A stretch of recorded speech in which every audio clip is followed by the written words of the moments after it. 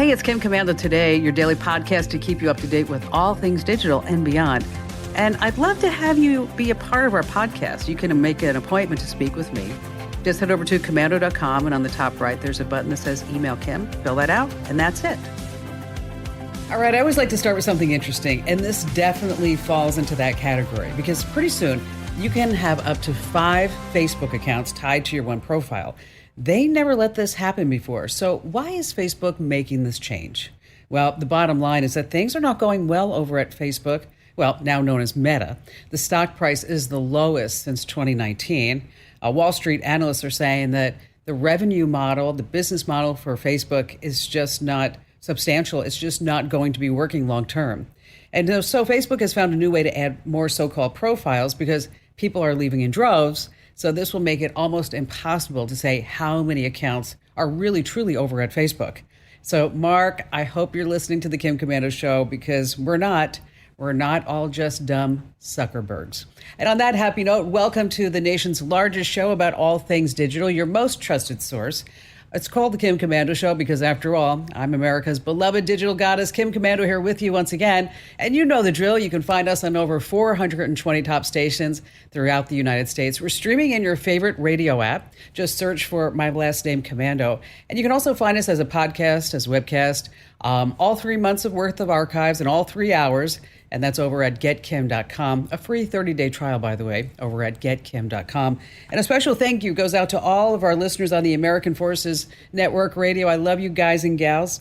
We're serving more than 375,000 American servicemen and women in, 175 countries and 200 ships at sea get the Kim Komando Show. And if you're just too shy to come on a national radio show and a big-time podcast, I get that. You can drop me your questions via email on our website. Just head to Komando.com. And in the top right-hand corner, there's a link that says Email Kim. Just fill out the form. And I'm the only one that reads your emails, by the way. All right. Every single day, I probably look at 30 different websites. And I read all the press releases that get sent to me. People will also send me their white papers, industry insiders. I see TED Talks before they actually go out to the public. And I do this so that I'm up to date on all things digital. And this is part of the show where I like to pass along the top 5 things that are happening in tech news and what's happening around the world. And now that shareholders have approved Elon Musk's $43 billion Twitter purchase, $43 billion, wow. I did some research to get an idea based on Elon Musk's own words, what this new Twitter might even look like. Okay, right up front, this is only my opinion. I've been reading Elon Musk's statements, and he's made a lot of them. But first, I think a major big-time house cleaning is coming. The entire board of directors will be replaced by new members that are loyal to Musk and expect a lot of layoffs because a lot of Twitter employees, they're not happy that Musk is taking over. And Wall Street investors, they agree that Twitter staff is anything but stellar. Next up, these spam accounts. By the millions, they're going to be found out, they're going to be closed, and then lifetime bans imposed on users who did not advocate violence but were banned due to their political views are going to be lifted. And this includes the politicos like Mike Lindell, you know him, the pillow guy, Steve Bannon, Donald Trump, hundreds of others, and all just in time for the elections. And Musk wants to develop the Everything app that he was going to call X. And Twitter can actually be the foundation of it. These are these super apps. It's a one-stop shop type of all apps. I mean, think of the Chinese app WeChat. It's the biggest super app in the world. They have over 1 billion users. So when you're using WeChat, you can do everything. You don't open separate apps, for example, to get an Uber or message people or pay for things online or get into your banking. You can play games, you can post videos, you can do shopping, and you can do anything that you would do in all these different apps, but it's just in one super app. I know this was just a lot of information about Elon Musk and Twitter, but I sure hope you followed all of that. All right, number 2 on our list of 5 things that you need to know that's happening in tech is the town that lost no electricity or internet during Hurricane Ian. Come with me to Babcock Ranch. This is fascinating, 12 miles north of Fort Myers Beach, Florida. Just north of where the Hurricane Ian just blew through with its devastating force. But here at Babcock Ranch, it's different. It's an incredible community that's based on science and technology. So first of all the buildings and houses, they're all powered by solar. In the community, only electric cars are allowed. Kids actually, they don't go on buses. They have to ride their bikes to school. They call it the blueprint for the hometown of tomorrow. And there's a solar array run by Florida Power and Light made up of 700,000 individual panels that keep the electricity flowing to this town of 2,000 homes. Now, this is a different community. It took a lot into consideration. For example, homes are built a minimum 25 feet above sea level. Landscapes are planned to control floods. Power and internet lines, they are all underground. And residents are built to withstand 145 mile per hour winds. Even park benches and streetlights, they can just sit there when there's a Cat 3 storm blowing in. Well, 90% of Charlotte County had no electricity after the hurricane hit. But this is what's fascinating to me. No electricity and no internet was lost in Babcock Ranch. Isn't that something? Because they planned this whole community in the event of a hurricane. A local guy by the name of Anthony Grant told CNN the only damage from Hurricane Ian that he could see were just a few shingles blown off of roofs and maybe a few uprooted trees. Isn't that amazing? All right, number 3 on our list of 5 things you need to know is scammers just have to scam. You have to be very careful the next time you see any login for Windows or Chrome that will pop up on your desktop. Scammers and hackers have finally figured out a way how to duplicate the standard login screen. So it looks like you're about to log into an app, and if you fall for this ploy, okay, you just gave away your login credentials, your passwords, and your username. But it's always been pretty difficult to duplicate this login screen, but they've actually done it. And there's no web address, obviously, to check to see if it's a scam. Now, the good news in all of this is that this tactic is not easy to pull off. The would-be hacker actually has to have some sort of control over your computer. But if you logged into your computer or an app and then suddenly see another login box asking you to do it again, I want you to X out of that and check your system for any new malware. Speaking of logins, did you hear about the guy who wrote the song Danger Zone? He had his identity stolen online. Yeah, they got all his Kenny logins. I love it. I know it. Number 4 on our list, be careful if you own these cars. It's a social media challenge. I mentioned this before, that there are all these videos up on TikTok and YouTube, and usually at the end of the videos, it's a challenge to go steal these cars and then maybe write a song, do a dance, or just say how much fun it was to steal the car. Now, these cars are stolen between 11 p.m. and 5 a.m., and the cars are not really used for anything other than just joyriding around. So the cars that are being stolen are primarily Kia and Hyundais. The Kias are between the years 2011 and 2021. The Hyundais are between 2016 and 2021. And the cars just basically don't have any advanced tech to prevent them from being stolen. So if you have a Kia or Hyundai, make sure that you keep it parked in the garage. But some good news as an update, Hyundai now has an electronic security system for sale that targets this particular issue. So if you do have a Hyundai between the years 2016 and 2021, you should contact your local dealer. And once you get that, another thing happens. You have better hand-eye coordination. Get it? Hand-eye?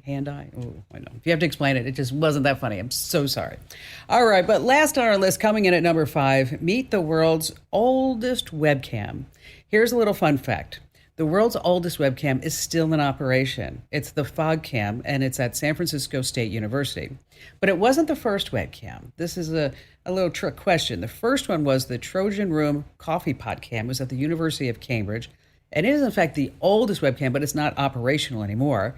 The coffee pot cam was put online because the Geeks of the Week in the computer lab, they didn't want to get off their chair to go see if there was coffee in the pot down the hall. So they actually put a webcam on it. Oh, yeah, there's coffee, so I guess I could get up. But back to the FogCam. It came to life in 1994. It's a Logitech camera on the second floor of the university's business building. It shows the campus view and, well, it's called the FogCam. It shows the fog. So when it was announced a few years ago that the FogCam would be turned off after 25 years, everybody was like, what? No, you can't turn off the FogCam. So then there was this whole uprooting and this whole upheaval, and there was hashtag Save the FogCam, and people were giving donations. The guy who created the FogCam, he's like, okay, you guys and gals can have it. So if this question ever comes up on Jeopardy, what is the oldest webcam still in operation? Still in operation. Now you know the answer. It's the FogCam. I mean, I came pretty close to actually catching a handful of fog once when I was in San Francisco, but I missed.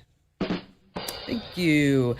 All right, coming up in this hour, so many fun things to pass along, like how you can use your phone to hang pictures the right way. You know, when you want to hang up, say, 6 pictures or 5 pictures in a row or insert a certain pattern, and you're trying to figure it out with a pen and a ruler, just forget that. Just use your phone. Oh, we're also going to talk about how you can make money renting your car. And our digital privacy tip, how you can stop websites from tracking you with these special URLs. And then later on, when I travel, there's a special thing that I do with my laptop just in case somebody actually enters the room when I'm not there. I'm going to pass that along. And of course, we have all of your fantastic phone calls here on the Kim Komando Show.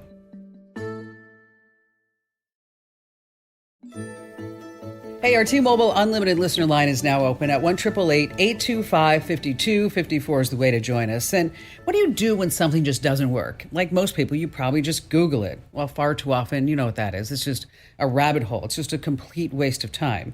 And finding tech support online, it's totally risky. You don't want to do that. So that's why I partnered with top tech experts to give you 24/7 live support that you can trust. They're going to fix your problem, or there's absolutely no charge.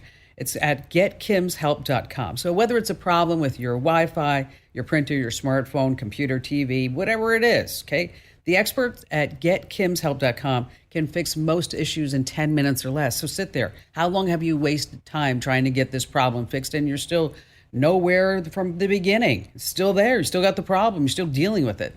Stop that. Go to getkimshelp.com. Once again, that's getkimshelp.com. All right, just a few moments how you can use your phone to hang pictures the easy way. It's a tip you're going to use time and time again. And how about we start this hour with Bill in Sioux Falls, South Dakota. Hi there, Bill. Good day. How are you doing today, Kim? I'm great, Bill. So glad to have you with us. How can I lend a hand? Well, first off, thank you for taking my call, because I'm a big fan of your show, and I love the advice that you give, such a wide variety of topics, which I have one that I haven't heard on your show. Okay. And in the wintertime, I have the blessing to portray a beloved Christmas character named of Santa Claus. Oh, so you're one of Santa's helpers. I am. Oh, that's awesome.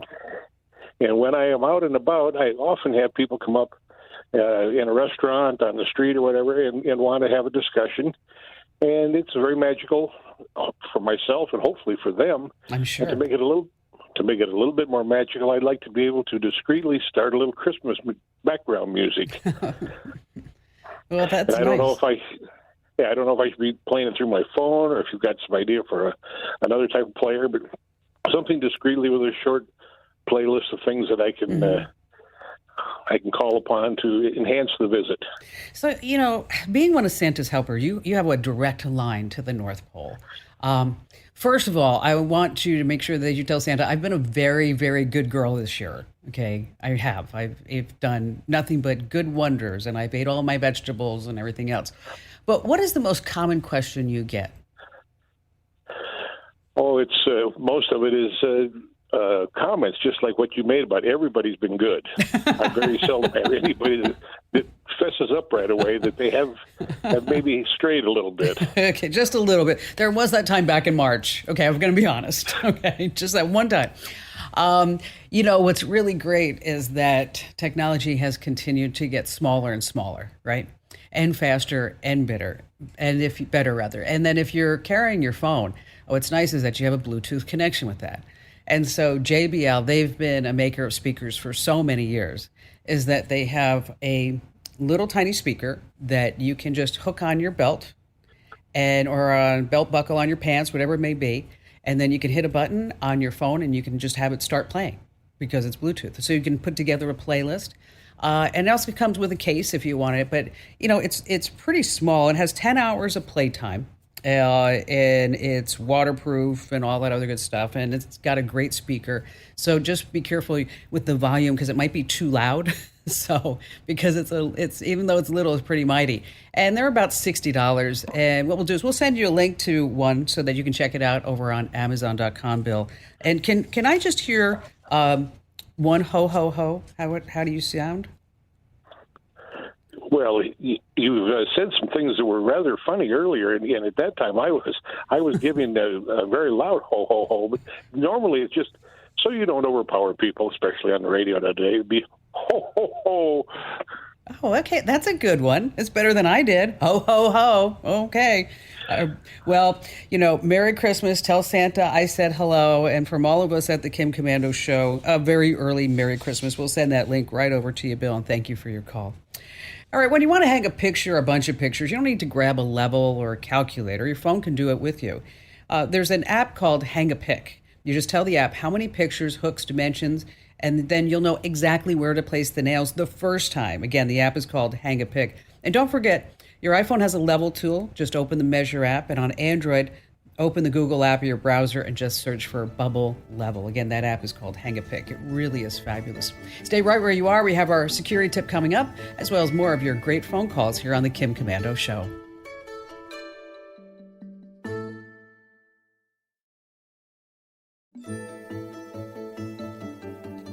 All right, before we get to our DIY security tip, and we have a great caller coming up in just a second about how he actually made money. It's really innovative. I just want to tell you real quick, if your car is sitting in your garage or driveway, consider renting it out to tourists or someone who actually needs a car for a side hustle. It's a good way to make extra money without doing anything. I recently rented a car for a few days when I was in Miami getting my eyes checked. And rather than going the traditional route, I used Turo. The car was delivered right to my hotel. It was cleaned both inside and out. And it was cheaper a day than those big company names, the rental car companies. So if you list your car for rent on Turo, you keep anywhere between 60 to 90% of the fees collected, depending upon that whole insurance protection plan that you might select. And then another site that works like Turo is called Getaround. Next up are Uber drivers. They need a fairly recent car. And if you have one that works, hire drivers for you. Your take is 75 to 85% of the car's rental fee. And just one more thing. The cars are often cheaper to rent than these traditional big rental car companies. And this way, when you look at your bill, it doesn't hurt. Ooh. Oh, wow. I'm super excited. I was reading about this gentleman, David Weekley, who, like most of us, got tired of the student loan spam calls. Your car warranty is about to expire. You need a vacation, so you should buy a timeshare. And after receiving a spam text in June, he decided to sue the spammer, and it paid off. And David ended up with a $1,200 check. And joining us here on our special caller line is David Weekley himself to tell us how he did it. Hello there, David. Hey there. So how did you do this? Because I know we have the Telephone Consumer Protection Act. Is that what you used? Yes, that's exactly right. And it can't be easy, right? Well, it turns out it varies a lot in terms of whether the person is findable, first off, which is only going to be a small fraction of the spam text messages you receive. And then secondly, whether they're likely to respond and be responsive to either a notice or a small claim suit. And so take us through the process. How did you do it? Yeah, sure. So, like pretty much anyone with a mobile phone these days, I get a lot of spam text messages. And a lot of these are outright scams or frauds using short links to go and try and take you to phishing websites that try and get you to enter your bank credentials or every once in a blue moon, though, you get an actual business that is just choosing a really poor way of advertising its services by spamming people. And in this particular case, this was for an insurance company that included the individual's name, their email address, and their website in the spam text message. So I was like, okay, well, because the point of the spam message was to get you to call them and sign up with their insurance. Got it. So I was like, okay, let me see what's going on here. So I open up the website and I scroll to the bottom and I see that they're headquartered in California, and I'm in California too. Okay. And now the gears start turning. It's like, okay, I have an identified party who definitely broke the TCPA because I have no business relationship with this company or any of its subsidiaries or affiliates, who sent me an unsolicited text message. My phone number is on the federal do not call list, and that's something that I recommend that anyone listening to the show do. It's very easy to go do. Sure. Just put your phone number on the federal do not call list. And so I knew this was a willful infringement, and I was able to identify the parties. I'm like, okay, so what do I got to do? What are my options here? So the first thing I did is I live in San Mateo County here in California. I went to the county small claims website, and they made it pretty clear that for their procedure, you first have to send a notice of demand before the courts will do anything. They actually had a very helpful template that I went and downloaded. That's nice. And so, yeah. So I'm not a lawyer myself, and if we're talking about a sum like on the order of $1,500, as soon as you involve a lawyer, that's going to vanish in a puff of smoke. Yeah, that's like why bother? It's like hour and a half, 2 hours of counsel, right? So I was like, okay, I'm going to need to self-serve on this and just see if I can play a lawyer on TV, as it were, to see if I can make this happen. So I edited the court's demand letter, and I said, basically, look, my number is on the federal do not call list. You texted it anyhow. We have no business relationship.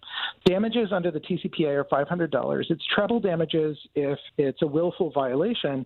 And the fact that my number's on the do not call list means that I believe this to be a willful violation. So 3 times 500, you owe me $1,500, dude. I sent it via registered mail. I could see that there was a signature on the other end of it when it was delivered. Still didn't hear anything back. I gave the guy 10 days to go and respond. That's fair. Yep.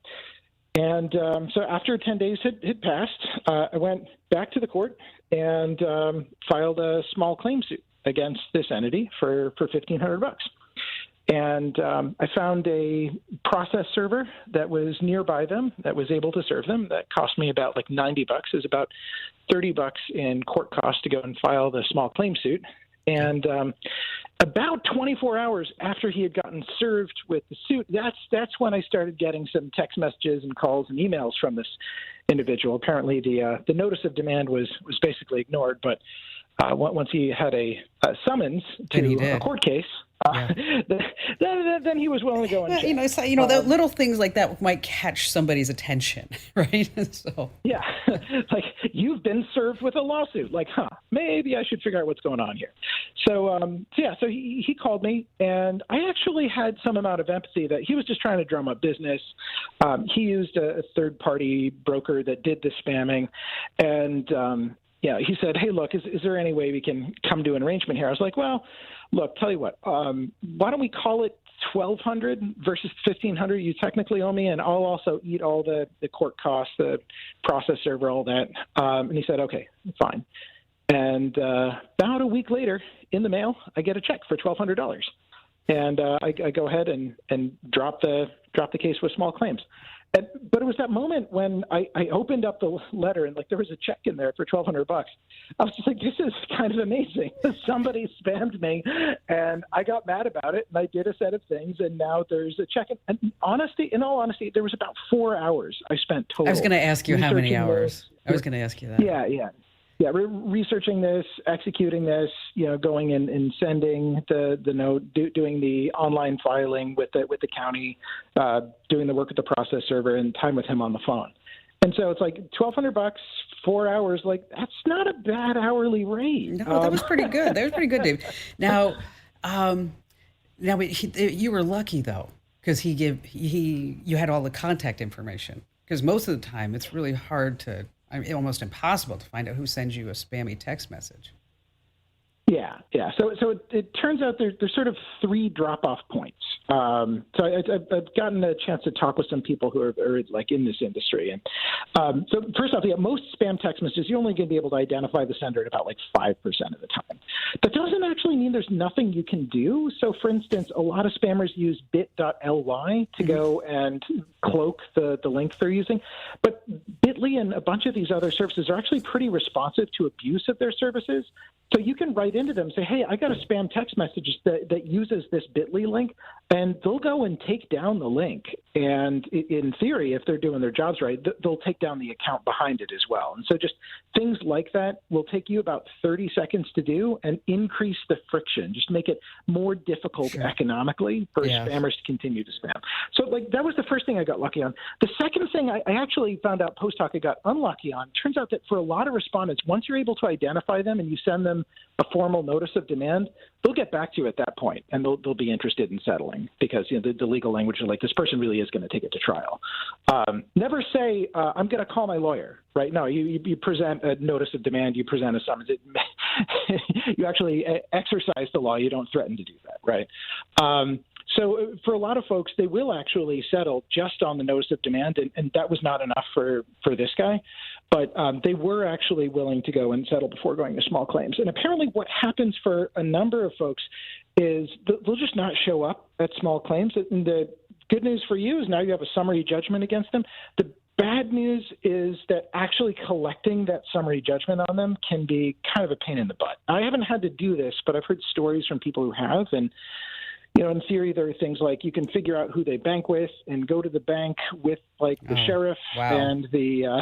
That's a lot of work, right? Summary. Yeah, and then at the point that you're talking about, like $1,000, like, yeah, maybe not. If it's like $50,000, yeah, it's worth your time to go and figure all that out. I think I would do that for $50,000. For $1,000, yeah. Then you're like, well, I don't know. I'm back to minimum wage right now. All the hours that I'm putting into this. Totally. Yeah, so that's part of the calculus, right? And apparently that's where I got lucky, is that I interacted with somebody who was willing to actually settle and actually pay versus just to ignore the whole thing, which is apparently a reasonable thing for them to do, just given the level of difficulty that you'll have in collecting, even if you win the summary judgment. So let me ask you, Dave, were you able to have this guy give you the pitch, the insurance pitch, when you at all?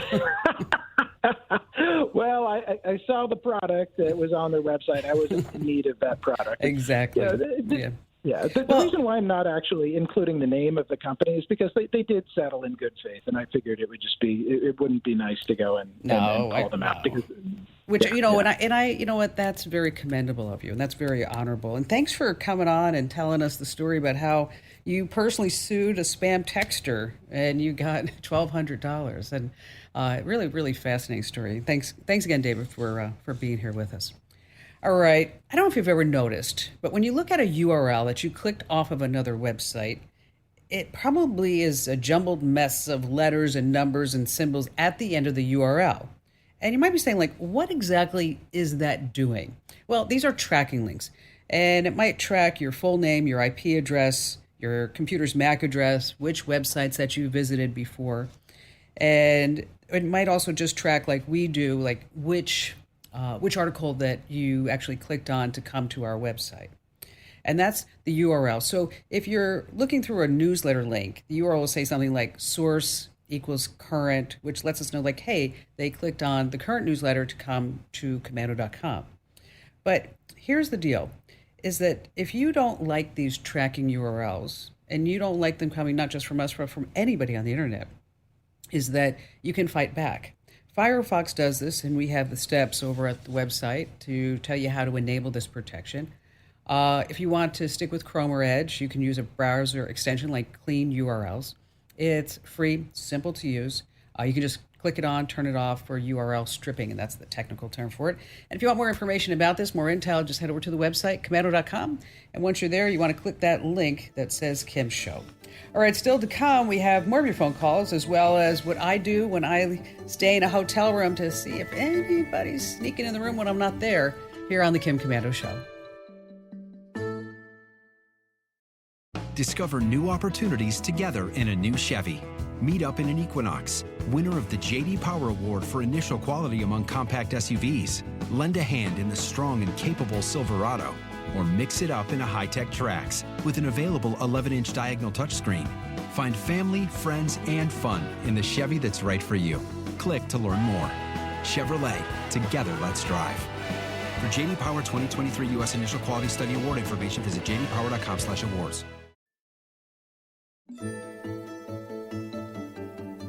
All right, back to the phones we go with Rodney in Indianapolis. Hello there, Rodney. Hello, Kim. Welcome. What's going on? Well, I am an insurance agent, life and health, and I do mainly Medicare enrollments during this time of year. Okay. Well, this year, a wise bureaucrat decided that we were going to have to record every single phone call with every Medicare client, incoming and outgoing. And if I have to use the third party, I have to put you on hold. I have to call an 800 number. I have to wait for them to verify who I am, and then I have to put you back on the phone to get them to record it. Okay, and which is a lot of work. Yeah, I was trying to do it on my phone, and I used ACR. I used Cube. ACR wouldn't record anything at all on my phone, and Cube recorded me, but it wouldn't record the person on the other end. And then I used the one where it spells out automatic call recorder. Well, okay. Well, here let's talk about what works, because you tried all that. That doesn't work, right? So we're just gonna cut to the chase and not relive all of your horror, because that's so frustrating, isn't it? When you go from this to this and you read the reviews. But here's what they have. Here's what is available now technologically, is that you have earbuds, right, that are connected via cord. I'm sure you've seen those. Now imagine there are earbuds connected with a cord, but there's a little case at the bottom of it, and that's the recorder. So it records anything that's in your ears, and then it works via Bluetooth.